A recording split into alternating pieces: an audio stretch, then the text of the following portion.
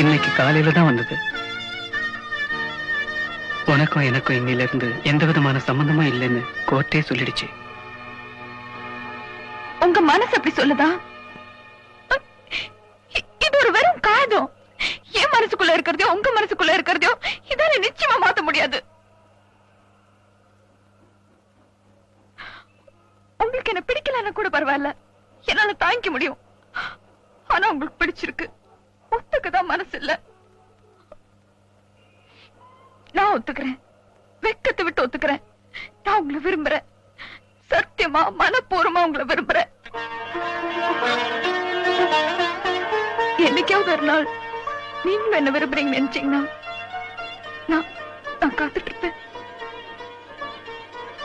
அது வரைக்கும் ஞாபகமா இதை வச்சுக்கோங்க.